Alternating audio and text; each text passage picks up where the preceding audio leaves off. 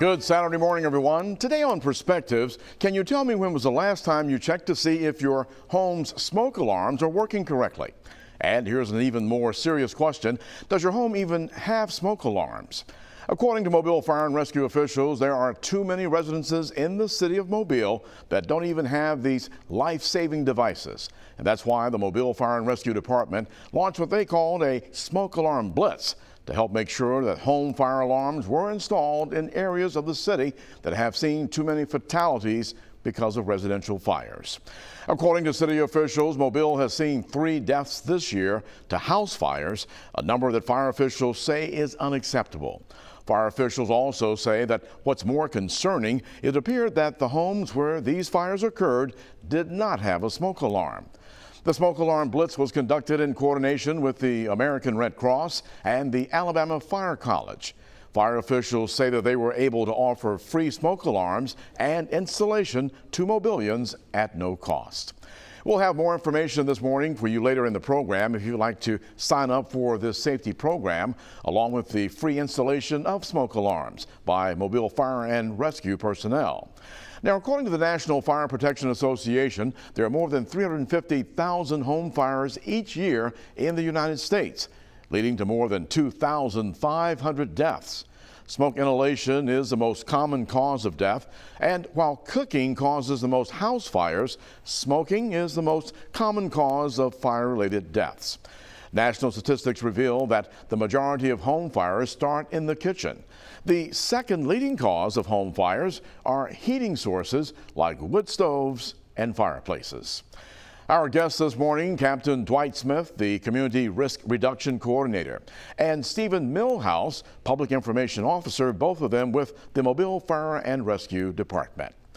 The Smoke Alarm Blitz. More information on how it can save lives when Perspectives continues after this break.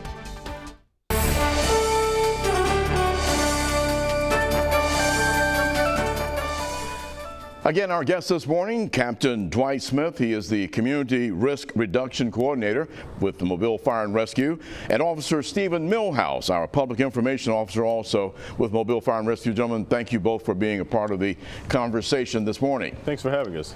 We're talking about the Smoke Alarm Blitz, but before we go more into that program, let's talk about this whole issue of house fires and some of the things that happen and some of the specifics, because it is an interesting topic when you talk about the reality of what happens versus what we think could happen, what we think we might be able to do in the event that there is a house fire and we're there in the house. Let's look back at the last couple of years, 2020 and 2021, and give us an idea of how our area has fared, considering one of the years, a lot of folks indoors in their house, and then of course 2021, a little back to normal in some aspects. Has there been a difference in the 2 years as it relates to the fatalities as well as the number of house fires? In terms of how the dynamic has changed a little bit, it's more of, as we know, during COVID in 2020, a lot more people were at home. We were kind of quarantined in our homes or isolated in our homes, and there was the potential for a lot more to happen in terms of accidents in the home, injuries, and then fires themselves inside of the home. So as we kind of shift more to opening things up a little bit more and people are out and about more often, folks have transitioned from working from home to going back to the office itself. So they're not at home as much, they're not cooking all day, every day. There's not the potential. The potential is still there. There's still a good risk for fire and accidents in the home, but not as much as it was in 2020. So far in 2021, the city of Mobile has seen 5 fire-related fatalities, and one to us is just too many, and dozens of injuries from fires, not just firefighters but civilians as well. So there has been a little bit of a paradigm shift from being in home with a lot more fires and people doing a lot more, and the potential for risk is always there. I tell you, we definitely agree with you. One is too many when we talk about all of the information that's out there today and the prevention over the years that people have gone through in their schools. And of course, you think about the public service announcements. And Captain Smith, I understand that nearly 2/3, according to some of these statistics, nearly 2/3 of all house fire related deaths occur in homes without working smoke alarms. Yes, that's some of the issues that we've been dealing with here, even here in Mobile. We're trying our best to get the information out. We're trying different methods through social media.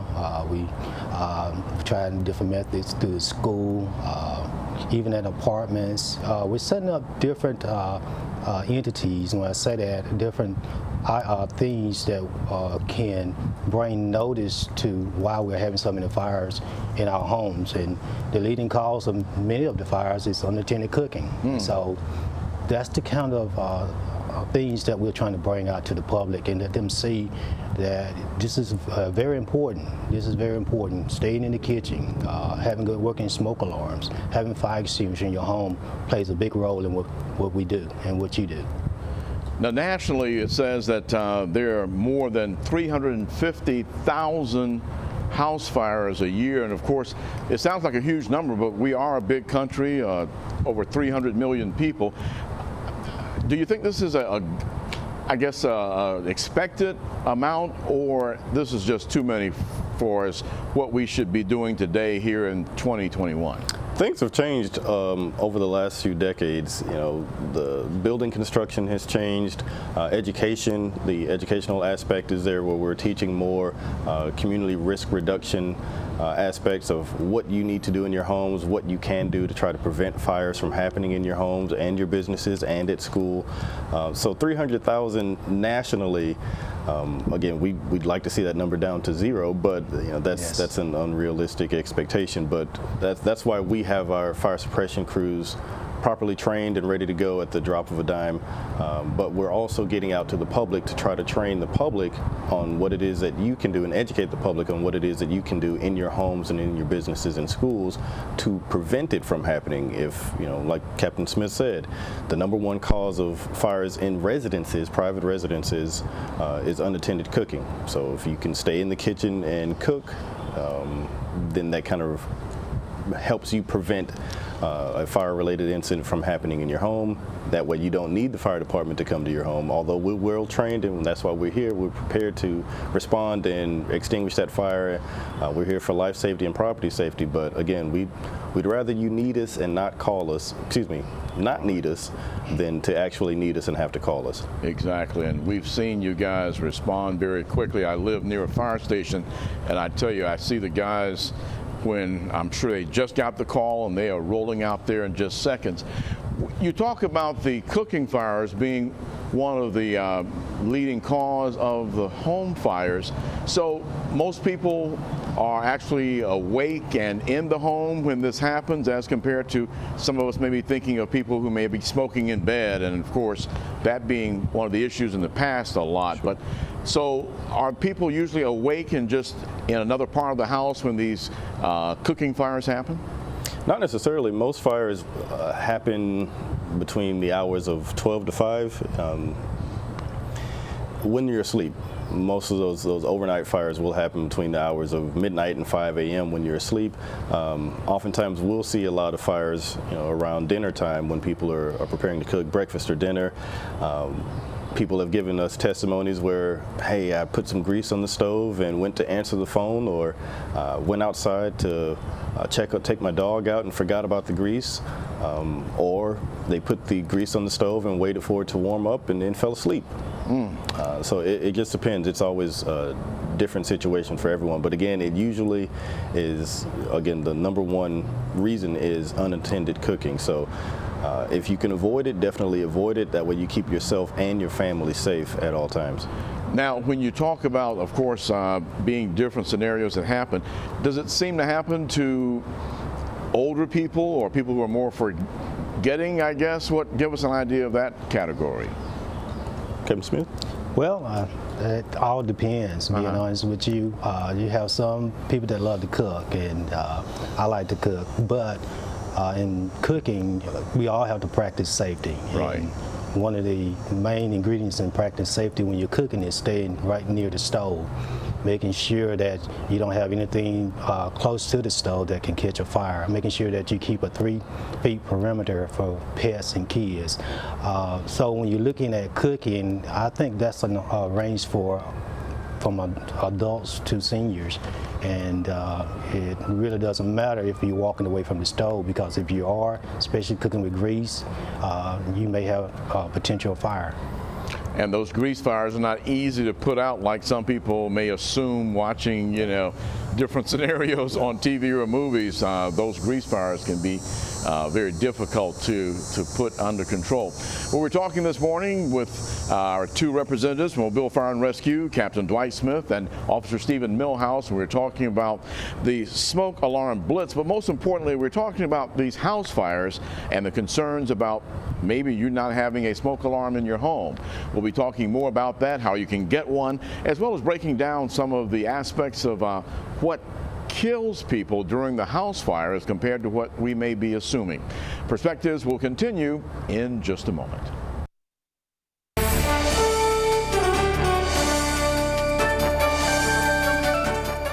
Welcome back to Perspectives this Saturday morning. We're talking about the smoke alarm blitz and house fires with our 2 representatives from Mobile Fire and Rescue, Captain Dwight Smith and Officer Stephen Millhouse. Again, gentlemen, we thank you for sharing this very important information. Now, we look at the number of house fires, and they're saying that nationally, basically the same the last 2 years, and you're sharing with us now also, I should say, same amount of fires and same amount of fatalities, and locally, we've dealt with about the same amount of fatalities. How do we get in there and make this dent? How do we change? Is that a part of what you hope to accomplish with the smoke alarm blitz? Absolutely, it is. It's one of the biggest things that we're hoping to do. Again, we're all about preventing it from happening. We're ready to respond. That's why we have well-trained suppression teams and firefighters in Mobile, but we prefer it not happen. So our biggest thing is life safety and property safety. We want to protect your lives before we're actually on scene. So if we can train and educate the public on how to do that themselves before we even arrive, or even if we're not needed, then that's what we want to do. So having working smoke alarms in your homes is the best way for us to be able to do that, to educate you on where to place them, when to change the batteries, how often to check them, proper placement, when to, how to properly cook in your homes, not leave the stove unattended, and then when the winter time comes, space heaters, summertime grills, things of that nature. So what about those fans? I understand that you have concern about people letting fans run too long. That could cause an electrical fire. Potentially, yes, and then improper use of objects, not following the manufacturer's details on how to use them, the instructions. You plug them into extension cords that aren't powerful enough to handle it, so you could have an electrical fire, or things that are preventable. We want you to be able to prevent it. Now, if it's something that's out of your control, electrical fire or lightning, yeah, that does happen. Yes. AC unit goes out or something like that, you can't control that. Right. But those things that you can control, unattended cooking, space heater use, grill use, candles, those are some of the biggest ones that we see year round. So education is a big thing for us, but accidents happen, and that's why we're here and ready to go. And then, of course, having working smoke alarms in your homes when an accident does happen. That's that first step, like having that seat belt. Well, let's talk about some of the myths that people may have about how does smoke inhalation play into deaths and house fires? Well, when you're looking at smoke inhalation, what happens first in most cases is the smoke gets to the person before the fire does, and this is what leads to the smoke inhalation. The job of the smoke alarm, which is the only device that can wake you up when you sleep to get you out safely, its job is to wake you up. In other words, the smoke alarm is a nuisance. Mm-hmm. And anything that is a nuisance, it bothers you, and that's the job of a good working smoke alarm. Our PIO, Mr. Millhouse, said that with smoke alarms, you change the batteries out at least twice a year. You want to test at least once a month. So those are some of the things that you want to do to make sure that you do get out safely in your homes. And that's one of the reasons that this BLITZ has been such a good success so far, is because our citizens are seeing some of the things that is going on in the city, and they are asking for help. And our job from the fire department is to apply and make sure that they do get this help. What about people thinking that they may wake up if they have a fire somewhere in their house? Will the alarm wake them up, or the smell of smoke? Does that happen usually? In some cases, and not all cases, but not only do the person go to sleep, their family go to sleep, but sometimes their nose goes to sleep, and so they lose the sense of smell. And that's why having good working smoke alarms in your home will get you up, get you out of your house safely, and not just you, but your whole family. Yeah, you never want to assume that the smoke itself is going to wake you up, because once you're in a deep sleep and your family's in a deep sleep, you know, something could happen overnight. It could be from the kitchen, could be from the AC ducts, whatever the case may be. Once that smoke gets into your respiratory system and into your lungs, you may not wake up. So you never want to assume that, oh, if I have something happening overnight or while I'm asleep, it may not be overnight. It could be first thing in the morning. Right. You never want to assume that the smoke's going to do the job for you. You don't want to inhale any smoke, whether it's a small amount or a large amount, because then you're going to have a world of problems. So you definitely need to have those working smoke alarms to alert you of a fire-related incident happening in your home. That way you and your family can safely escape. Secondarily, you want to have a fire safety plan. So smoke alarms will go along with having that plan, working smoke alarms, but you want to make sure that your family knows what to do in the case of a fire and emergency in your home. So where your exits are, how do you need to escape the home, who's going to call 911, and things of that nature. So definitely have a plan along with those working smoke alarms. Especially the larger your family, because Yes. you've got a lot of folk to get out. So what we're seeing is that the odorless and colorless fumes can actually take you out before you Yes. are burned by the actual fire. Absolutely. In most cases, that's what's going to be the killer. Smoke, heated gas and smoke, those cyanides and whatever is burning, as things are continuing to burn, new building materials, different plastics, synthetics, all of that stuff, those are toxic chemicals, and as soon as they enter your lungs or your respiratory system, you may not have the opportunity to wake up. So the smoke alarms are there for that reason. They will alert you that there's smoke in your home, whether it's a large amount, small amount, or what have you. Something's going on in that home. You need to wake up, you need to get out, you need to call 911. So tell us, how does the smoke alarm blitz work? You hit the neighborhood and you have certain targeted neighborhoods where you've had more house fires? Yes, that's one of the ways that we set up the BLITZ. We looking at our map, we look over our paperwork, and where we had the most fires and fatalities at, that's where we usually try to set up the BLITZ. We try to make sure that we notify those citizens in that community, hey, we are in the community ahead of time, and we want to make sure that you come out. Either we can do the installation for you, or you can do the self-installation, where we ourselves will call you within 30 days to make sure that the smoke alarm is up and properly installed. So yeah, the BLITZ, it plays a big role in what we do, but we key in on the fatalities, and also we key in on the number of fires in that community. How quickly should we replace our alarms? If we've had it for how long, it should be now time to replace it? Smoke alarms are only good for 10 years. Some manufacturers said 8 years, but most are good for only 10 years. And so if your smoke alarm been in your home over 10 years, it's time to replace it. It doesn't matter if it's hardwired or just battery power or both, but 10 years is the max. Yeah. And this last BLITZ, we actually we canvassed the Tomanville neighborhood, and we started in Tomanville because, again, it's just simply based off of the numbers, where we've had fires, where we've had fire-related injuries. So we're hoping, the plan is to get around to other neighborhoods in the city of Mobile and continue doing this going forward. So thankfully, we've partnered with the Alabama Fire College and the American Red Cross, who've been gracious enough to supply us with the smoke alarms so that we can distribute them and install them in the city of Mobile. So this last BLITZ was very successful in terms of distribution, registration, and installation, and it gave us the opportunity to canvass the neighborhoods and get out there and speak to a lot of citizens. And there were a lot of elderly people living alone who did not have smoke alarms in their homes. You know, several people said they've been in those homes most of their lives and they never had a smoke alarm in there. Goodness. So it's a very dangerous situation, and we never would have known that had we not been on this blitz. Made the canvas. Sure. Well, I tell you, we saw some of the happy faces and people elated that you guys did the blitz, and Captain Dwight Smith, Community Risk Reduction Coordinator, and of course Officer Stephen Millhouse, the Public Information Officer from Mobile Fire and Rescue. We thank you both for coming and sharing today, and we'll run those phone numbers for folks to contact you for more information on the smoke alarm blitz. Thank you, gentlemen. Thank you. Thank you. And if you would like to learn more about the smoke alarm program, check out this website, thecityofmobile.org/fire, or you can call the Mobile Fire and Rescue Department at the number you see right there on your screen. Next up on Perspectives, a conversation with the newly elected president of the Southern Baptist Convention. If you've not heard yet, he's a local pastor, Ed Litton of Redemption Church in Saraland.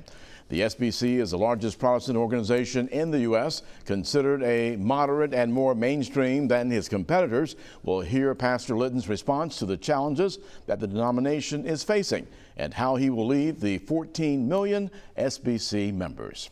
Well, please join us here next Saturday morning at 8:30 a.m. for Perspectives as we discuss important issues and seek solutions. If you have an idea of any topics, please drop us a line here at perspectives@fox10tv.com. I'm Eric Reynolds. Have a great week ahead.